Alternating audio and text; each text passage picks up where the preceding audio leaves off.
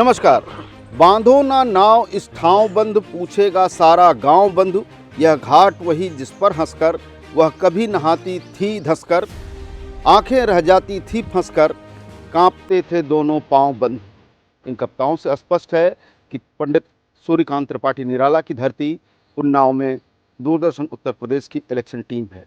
यह election team Unnao में है तो निश्चित रूप से ये एक साहित्य की नगरी है, जहाँ पर भगवती चरण वर्मा, नंद दुलारे वाजपेयी, शिवमंगल सिंह सुमन, प्रताप नारायण मिश्र जैसे साहित्य के हस्ताक्षर पैदा हुए। निश्चित रूप से पौराणिक मान्यता यह भी है कि यहीं पर गंगा के तट पर बैठ करके महर्षि वाल्मीकि ने कहीं न कहीं रामायण का सृजन किया था। गौतम बुद्ध से लेकर ह्वेनसांग तक ने इस उन्नाव का जिक्र अपने तमाम सारे लेखों में किया है। बैसवारा की धरती मशहूर है इस बात के लिए, अपनी वीरता के लिए, अपनी उपज के लिए, अपनी बातों के लिए। लेकिन आज हम दूसरे संदर्भों में उन्नाव में मौजूद हैं। संदर्भ है 2024 में होने वाले इस आम चुनाव का। संदर्भ है कि आम चुनाव होंगे और इस आम चुनाव में जनता की राय क्या होगी, जनता चाहती क्या है, बीती सरकारों ने उसे दिया क्या और कुछ पाया या नहीं पाया, इन सब को लेकर के हम बात करेंगे। लेकिन उससे पहले देख लेते हैं अपनी एक रिपोर्ट। वोटर्स के लिहाज से देश की सबसे बड़ी लोकसभा सीटों में शुमार उन्नाव लोकसभा सीट यूपी की सियासत में अपनी खास पहचान रखती है। गंगा और साई नदियों के बीच बसी उन्नाव सीट जितनी अपनी प्राचीनता के लिए जानी जाती है, उतनी ही ये सीट इस लोकसभा चुनाव में प्रत्याशियों के नामांकन को लेकर चर्चा में रही है। दरअसल यूपी की सियासत में लोकसभा चुनाव के रास्ते एंट्री करने की जुगत लगाए बैठे असुद्दीन ओवैसी को इस सीट पर बड़ा झटका लगा है। पल्लवी पटेल के साथ मिलकर बनाए गए उनके पीडीएम गठबंधन के प्रत्याशी का नामांकन ही रद्द हो गया। इस सीट पर ओबीसी और मुस्लिम वोटर्स निर्णायक भूमिका में होते हैं, इसलिए ओवैसी की कोशिश पीडीएम यानी पिछड़ा, दलित और मुस्लिम का नारा बुलंद करके इन जातियों को साधने की थी, लेकिन इस पर पानी फिर गया। उन्नाव सीट पर पिछले 2 लोकसभा चुनाव से बीजेपी का कब्जा है। इस बार भी ये सीट जीतकर बीजेपी की नजर हैट्रिक लगाने पर टिकी हुई है। तो वहीं सपा और बसपा भी जीत का अपना लंबा इंतजार खत्म करने की कोशिश में लगे हैं। बीजेपी से साक्षी महाराज, सपा से अनु टंडन, बसपा से अशोक पांडे। कभी एक दौर था जब उन्नाव की लोकसभा सीट पर कांग्रेस और विधानसभा की सीटों पर सपा का कब्जा होता था, लेकिन 2014 में सियासी बाजी ऐसी पलटी कि लोकसभा से लेकर विधानसभा तक हर सीट पर बीजेपी ने कब्जा कर लिया। 2019 के चुनाव में साक्षी महाराज ने यहां बड़े अंतर से जीत हासिल की थी और सपा प्रत्याशी को 4 लाख से ज्यादा वोटों से हराया था, जिसके बाद से इस सीट पर 9 बार लोकसभा चुनाव जीतने वाली कांग्रेस का दबदबा भी बेरंग हो गया। बीजेपी भी इस सीट पर 5 बार चुनाव जीत चुकी है, जबकि सपा बसपा लंबे समय से इस सीट पर अपनी अस्मिता को खंगाल रहे हैं। लोकसभा के चुनाव ही नहीं, 2022 में हुए यूपी के विधानसभा चुनाव भी बीजेपी के सीट पर बढ़ते पैठ की गवाही है। जिले की सभी 6 विधानसभा सीटों पर बीजेपी का ही कब्जा है। Bangarmau BJP, Safipur BJP, Mohan BJP, Unnao BJP, Bhagwant Nagar BJP, Purwa BJP. Unnao Lok Sabha seat पर ओबीसी वोटर्स सबसे ज्यादा हैं, इसलिए हर दल की कोशिश इन्हें साधने की होती है।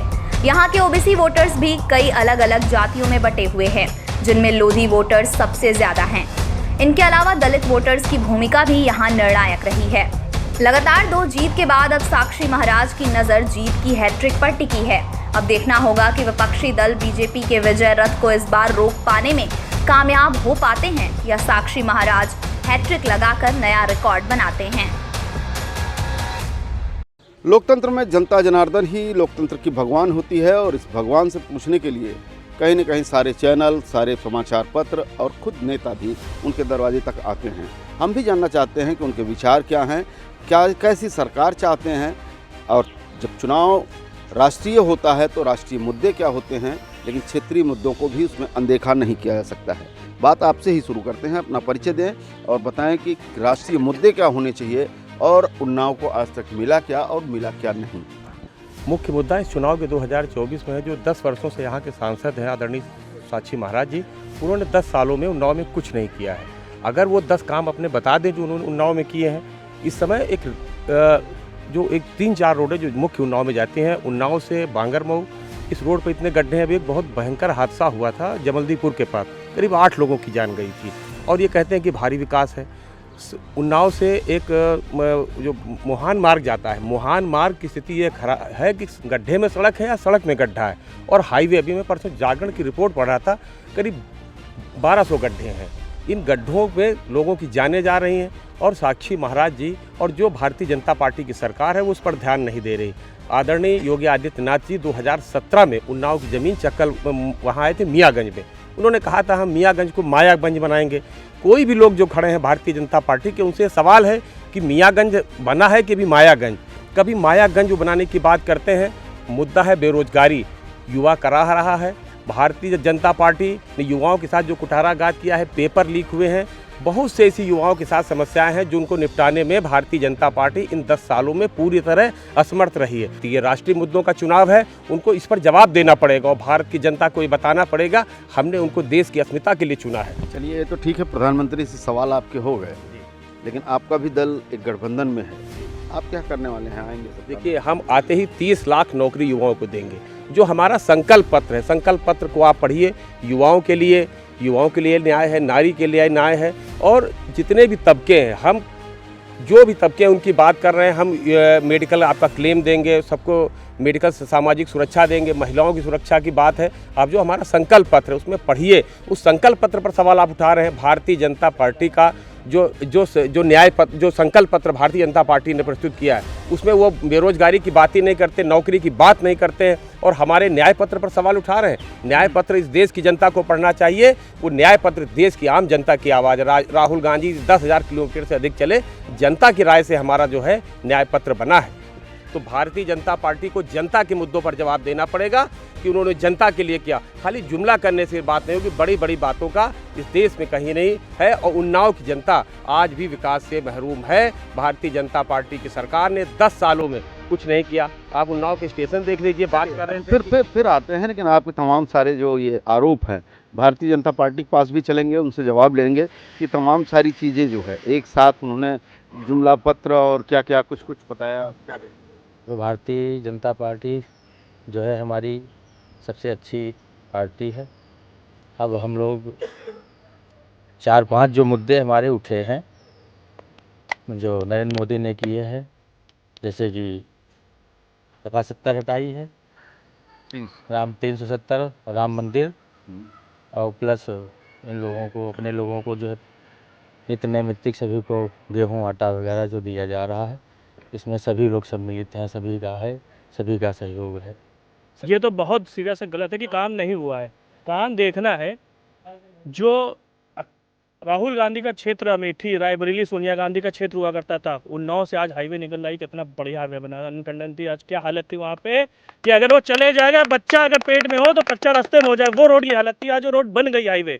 अगर लोग चश्मा उतार के आंखों से वहाँ देखे जाके, पूर्वा मोरावा उन्नाव रोड बन चुकी है, आरसीसी रोड बनी हुई है। उन्नाव मॉडल स्टेशन पास हो चुका है, बनना है। अमृत योजना उन्नाव में लागू हो चुकी है, पाइप पड़ चुके हैं, लाइन चालू है, गैस पाइपलाइन उन्नाव में पड़ चुकी है। ऐसा नहीं कि उन्नाव में काम नहीं हो रहा है। ये तो फर्जी बातें, काम नहीं हो रहा। जैसे राहुल गांधी बोलते हैं आलू से सोना निकाल देंगे, तो यहाँ के लोग ऐसे ही बोलने वाले होते हैं कि आलू से सोना बना देंगे, ये बना देंगे। आज वो बोलते हैं, स्टेटमेंट आता है, कहते हैं कि वो कहते हैं भारत माता की जय। क्या होता है भारत माता? जब इनको ये नहीं पता भारत माता क्या होता है, तो उनसे क्या उम्मीद की जाती है? सारे अलगाववादी जेल में हैं। आज बाबा अमरनाथ की यात्रा बिल्कुल अच्छी होती है वहाँ पे, जो हजारों सैनिकों के अभाव में होती थी। वहाँ पे यात्रा आप नहीं कर सकते थे, अपने ही देश में बाबा अमरनाथ यात्रा नहीं कर सकते थे। आज जाके देखिए वहाँ पे हालत, कितने बढ़िया लगने से यात्रा आज वहाँ पे होती है। देश के हम लोग मोदी को सपोर्ट करते हैं देश के लिए। एक मुद्दा और उन्होंने उठाया, कहा कि पेपर लीक हो जाता है, रोजगार नहीं। पेपर लीक कहाँ से होता है? सपा सरकार से। सपा ने आई, नकल अध्यादेश हटा दिया, सब लोग नकल करके पास हो जाओ।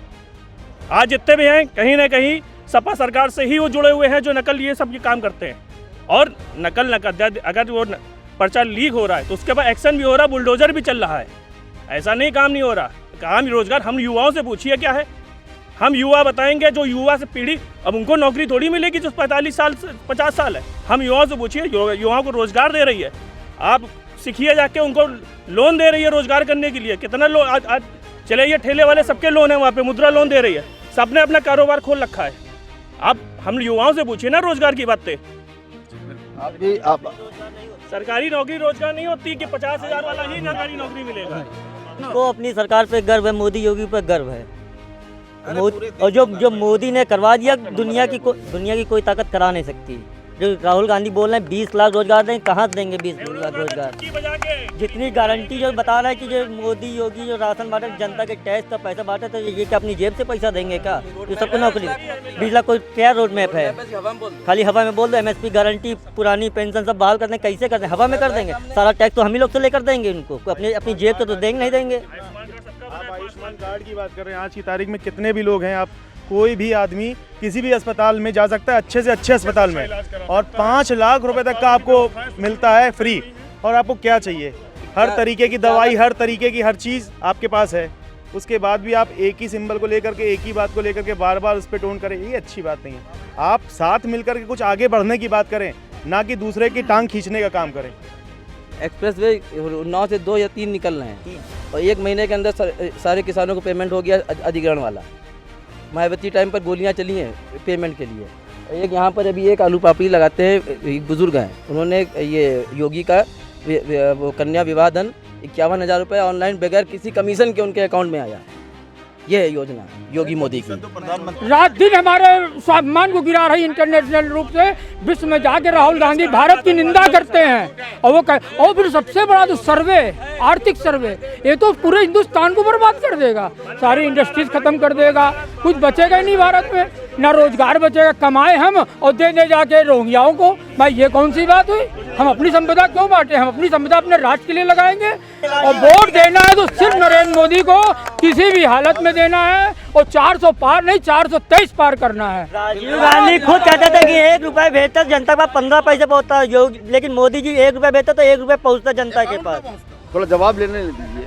चलिए, बहुत सारा उधर से भी आरोप आपके ऊपर आ गया। जितनी भारी चिल्लपो होती है वो केवल झूठ को छिपाने के लिए होती है। सच पे पर्दा कोई नहीं डाल सकता है। इस जनपद में आप किसी भी भवन को देखेंगे, आप पाएंगे वो कांग्रेस शासनकाल का बना हुआ है। आप बताइए, ये जिला अस्पताल पंडित उमाशंकर दीक्षित की देन है कि नहीं है, जिसमें आज यहाँ उन्नाव की जनता इलाज करा रही है। ये गंगा बैराज जो गंगा के तट पे बंधा बना हुआ है, जिस पे आज ट्रांस गंगा सिटी बसाई जा रही है, ये कांग्रेस सांसद जियाउल रहमान अंसारी की देन है कि नहीं है। यहाँ बस्तियाँ, यहाँ 3 महीने बूढ़ा होता था, लोग शादी करने से इनकार कर देते थे, वो जनपद था ये। यहाँ की बाढ़ रोकने का काम कांग्रेसी सांसद जियाउल रहमान अंसारी ने किया था। पुलिस ट्रेनिंग कैंप बनाया, पंडित गोपीनाथ दीक्षित ने पुलिस ट्रेनिंग कैंप बनाया था ला करके बांगरमऊ में।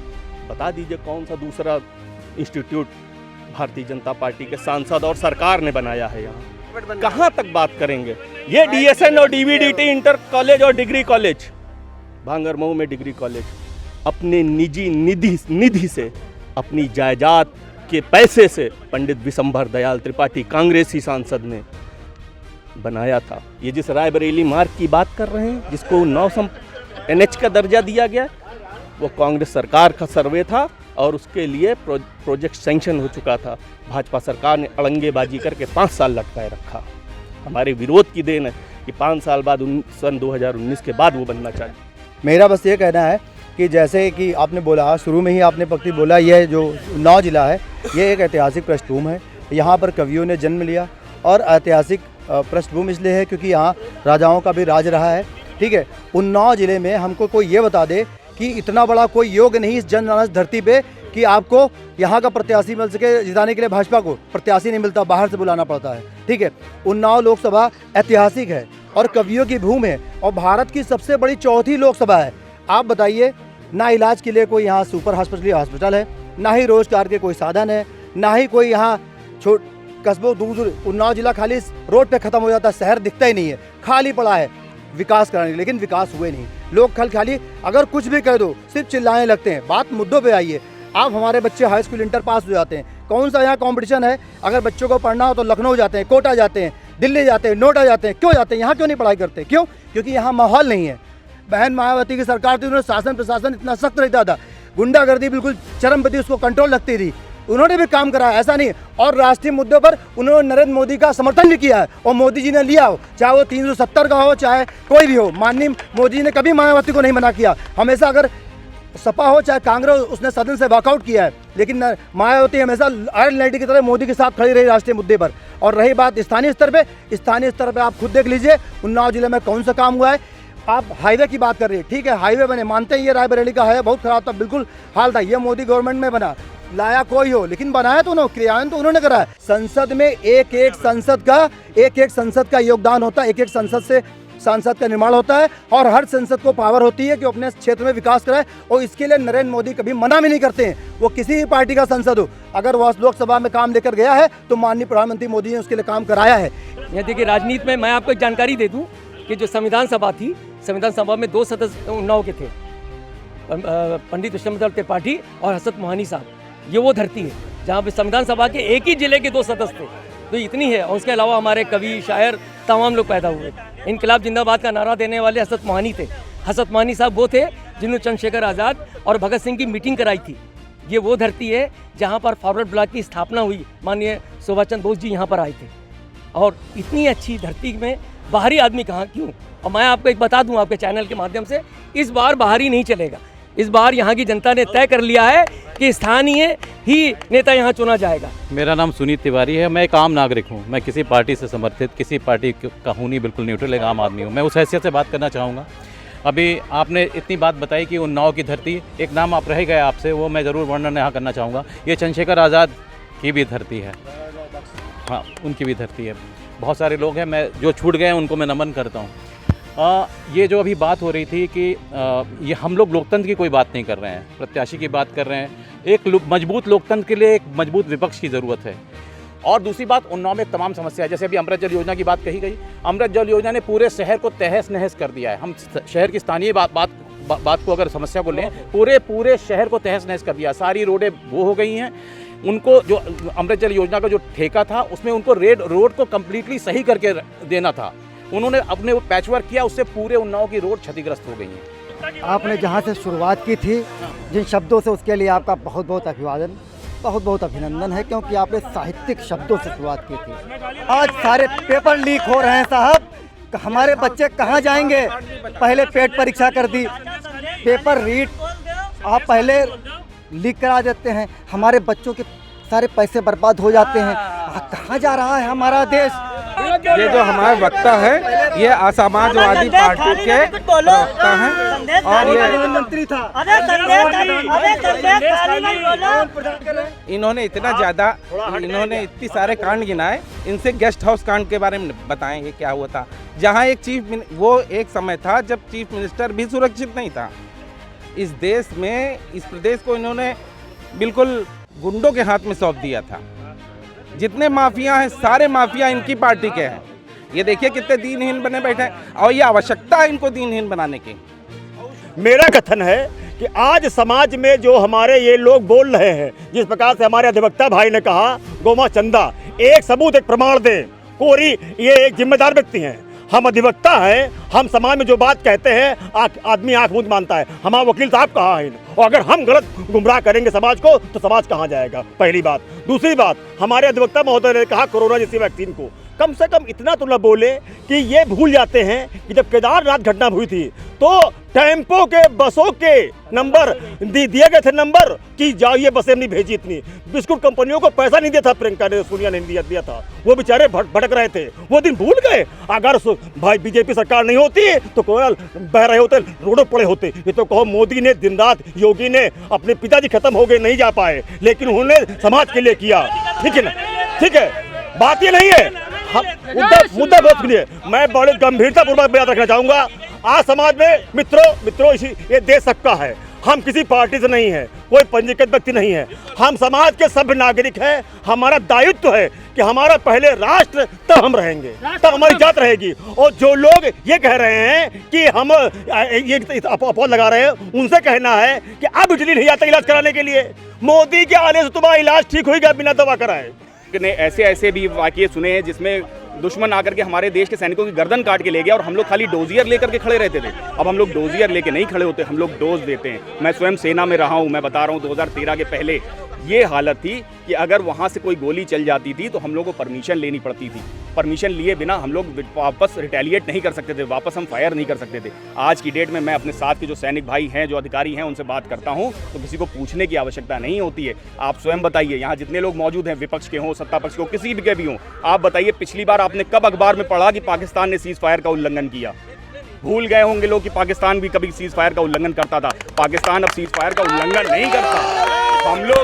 हम लोग आज वो देश बन चुके हैं जिसके खिलाफ बोलने से पहले उसके देश को भी सोचना पड़ता है कि हमें क्या स्टेटमेंट देना है। हम वहाँ आकर के खड़े हैं, क्या ये सब बातों का कोई महत्व नहीं रह जाता? हम लोगों के यहाँ पे विपक्ष में जो आज के डेट में बैठे हुए हैं वो लोग उंगली उठाने का काम अवश्य कर रहे हैं, लेकिन क्या वो अपने ऊपर उंगली उठाने की सामर्थ्य रखते हैं? अपने ऊपर वो देख सकते हैं कि मनमोहन सिंह जी किस प्रकार से पूरा मीडिया, आप लोग कहा करते थे कि मौन मोहन सिंह हो गए हैं, बोलते नहीं हैं किसी बात पे। उनके पीछे एक प्रकार से एक रिमोट कंट्रोल हर समय खड़ा रहता था। हम लोगों ने ऐसे ऐसे वीडियोस देखे हैं जिसमें कि मनमोहन सिंह जी किसी राष्ट्राध्यक्ष के सामने खड़े हैं और पीछे से किसी ने आके पकड़ के उनको साइड में कर दिया और कोई मैडम आकर के सामने खड़ी हो गई। हम लोगों ने वो भी वाकये देखे हैं और आज हम लोग वो भी वाकया देख रहे हैं जब हमारे प्रधानमंत्री दूसरे देशों में जाते हैं तो वहाँ के राष्ट्राध्यक्ष खड़े होकर उनका सम्मान करते हैं, हवाई जहाज के पास खड़े होकर के उनका सम्मान करते हैं, उनको स्वागत करते हैं उनका। तो ये तो निरंतर हम लोगों का देश प्रगति पे आगे बढ़ रहा है और हम लोग को इन्हीं विषयों पे देखना चाहिए, ध्यान देना चाहिए। छोटे छोटे मुद्दे, जैसे लोग कह रहे हैं यहाँ सड़कें नहीं बनी, क्या आप बताइए एक भी सड़क नहीं बनी? कुछ छूट गई होगी। आप हाथ पे राई लगा करके क्या सरसों उगाने का इंतजार कर रहे हो? जो काम 60-70 वर्षों में नहीं हो पाए वो आप कह रहे हो 10 वर्षों में हो जाए? कैसे संभव है ये चीज? जो देश इतना ज्यादा पीछे हो गया था, उस देश को आगे बढ़ा के लाने के लिए भी तो हमें समय चाहिए। 70 वर्षों में जो नुकसान हुआ उसकी भरपाई क्या हम खाली 10 वर्षों में कर लेंगे? हम कतई नहीं कर सकते। उसके लिए हमें भी समय चाहिए होगा। जो कह रहे हैं 100 साल चाहिए, हम अवश्य 100 साल लेंगे और तब हम आपसे बात करेंगे कि आपके 70 साल और हमारे 100 सालों में क्या फर्क था, वो भी आप उस पर जवाब दीजिए आकर के। हम लोग कहते हैं कि मोदी के ऊपर आक्षेप उठाते हैं। जिस तरह से आज मोदी भारत के एक अनमोल कोहिनूर हीरे हैं, उनका त्याग करना, उनको किसी प्रकार से कम आंकना, विश्व में लगातार 8 वर्षों से प्रथम नंबर पर रेटिंग चल रही है, 78% रेटिंग के साथ विश्व का नंबर 1 लीडर बना हुआ है। ये भारत की माता की देन है और हमारे आपके वोट की ताकत है। इसलिए बार बार मैं देश से अपील करूंगा, सब कुछ जाओ भूल, याद रखो सिर्फ कमल का फूल। चाहे आप रेलवे बेचो, चाहे आप एयरपोर्ट बेचो, हमारा कोई नुकसान नहीं, क्योंकि हम लोग तो पंचर बना रहे हैं, कहीं ना कहीं पंचर बना रहे हैं, कहीं कहीं मोटरसाइकिल मैकेनिक है। आपकी पंचर हो जाएगी, हम ही से बनवाएंगे आके, हम ही हैं। एक दिन अगर ईद की छुट्टी हो जाएगी, पंचर बनवाने के लिए पूरे उन्नाव में लोग घूमते हैं, पंचर नहीं बनवा पाते। ऊपर उठे क्यों पंचर? ऊपर उठाने के लिए जब मोदी जी उठाएंगे तब तो वो कहाँ रोक लगा रखी, वो जगह बताइए। कह रहे हैं कि सबका साथ सबका विकास। कहने में तो अच्छा लगता है, बहुत बढ़िया लगता है कहने में, लेकिन जहाँ पर जो है सपोर्ट की बात आती है वहाँ पे नहीं, कुछ नहीं। जरा हमको एक चीज़ बता दीजिए, आपसे मैं जानना चाहता हूँ, खाद्यान्न योजना चलती है, आपके बिरादरी को मिलती है कि नहीं? सबको मिल रही। आवास योजना चलती है, आपकी बिरादरी को मिलती है कि नहीं? जी हाँ, मिल रही। आयुष्मान योजना चलती है, आपको मिलती है कि नहीं? नौकरी कहाँ मिल रही बाबूजी? नौकरी भी तो कहो आप अपने मुंह से, सुन तो लो। आप ये भी कहो नौकरी अब लीजिए भैया, आप पंचर के लिए तैयार हैं तो नौकरी सुनो। सबसे ज्यादा लाभ लेने वाले ये अल्पसंख्यक बंधु सबसे ज्यादा हमारी सरकार की बुराई करती है और सबसे ज्यादा लाभ यही लोग ले रहे हैं और उसके बाद भी बुराई कर रहे हैं। ये नहीं कहते कि हमें मोदी जी इतना दे रहे हैं, हम उनका एहसान माने, शुक्रगुजार बने, लेकिन बुराई भी करेंगे। ये सबसे बड़ा दुर्भाग्य है इस देश का। इतना इन लोगों के लिए करने के बाद भी ये लोग एहसान नहीं मानते, शुक्रगुजार नहीं होते हैं। एक मिनट दे दीजिए बाबूजी, एक मिनट। देखिए हमारे यहाँ जो पढ़ लिख गया है वो सब सऊदी चले गए, कोई सऊदी गया, कोई कतर गया, कोई बहरीन गया, कोई ओमान गया, वहाँ से पैसा ला के देश का जो पैसा है वो बढ़ा रहे। देश में जो फॉरेन एक्सचेंज है, फॉरेन जो विदेशी रेवेन्यू है वो हम लोग बढ़ा रहे हैं देश के अंदर, क्या समझे आप? लेकिन देश के अंदर नौकरी नहीं मिल रही है सबको। इसका मतलब है कि देश का जो एक्सपोर्ट हो रहा है यहाँ से वो बेकार हो रहा है, वो हमारा रेवेन्यू नहीं बढ़ाता है, जो विदेशी पैसा आता है। और रही नौकरी की बात, तो क्या देश के सारे नागरिकों को समान नौकरी दी जा सकती है? संभव नहीं है शायद किसी भी देश के लिए। इष्टजनों को मैं प्रणाम करता हूँ, उन्नाव की धरती को प्रणाम करता हूँ। और जो हिंदूवादी लोग यहाँ पर खड़े हुए हैं, तो हम जो मैं सबसे अनुरोध करना चाहूँगा कि जो हिंदूवादी लोग यहाँ खड़े हुए हैं, जैसा कि हमारे नेता श्री राहुल गांधी जी नारा लगाते हैं, जो कि पूरा नारा है कि जय जय सिया राम। आप अगर हिंदू हैं तो बोलेंगे कि जय जय सिया राम। इसका जवाब मैं दूंगा। जब हनुमान जी कहते थे जय श्री राम से ताकत आती है, जय श्री राम एक उद्घोष होता है जीत का, विजय उद्घोष है जय श्री राम, और गर्व से बोलते हैं जय श्री राम। पूजा में बोली आती है। मैं सरकार से ये पूछना चाहता हूँ,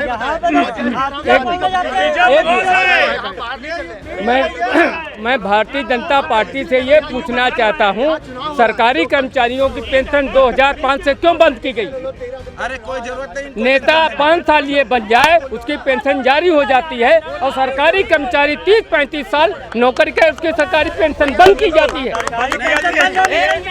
अग्निवीर का मतलब ये है, केवल ये लोग समझ नहीं पा रहे हैं कि अग्निवीर का सैनिक, जो समाज में सैनिक होता है, सैनिक समाज में डिसिप्लिन रहता है, सैनिक समाज में डिसिप्लिन रहता है, सिविलियन नहीं रहते हैं। अगर 16 साल का बच्चा अगर भर्ती होता है सेना में, 4 साल बाद 25 लाख रुपए पाता है, और उसके बाद जो नौकरी करे वो डिसिप्लिन से रहेगा। जो अराजकता समाज में है, अगर अदर देशों में साल भर के 2 साल 4 साल के नौकरी हर घर तक दिया जा रहा है, हर घर तक दिया जा रहा है। अगर अग्निवीर का बच्चा रिटायर होकर घर आएगा तो दूसरी नौकरी भी कर सकता है, और वो समाज में सभ्य समाज की स्थापना करेगा, वो इस तरह अराजकता नहीं करेगा। उन्नाव साहित्य की धरती रही है, जहाँ पर सृजन हुआ साहित्य का, जहाँ पर नवीन साहित्य, छायावादी कविताएं लिखी गईं, और अब यही उन्नाव राजनीति में कहीं न कहीं रचना खोज रहा है। वो रचना है अपने आगे बढ़ने की, वो रचना है कहीं न कहीं अपने को तमाम सारी बुनियादी सुविधाओं से युक्त करने की, वो रचना है देश में एक मजबूत सरकार की, और रचना है राष्ट्र की तमाम समस्याओं के हल की। विवेक के साथ आशुतोष शुक्ला, DD न्यूज़, उन्नाव।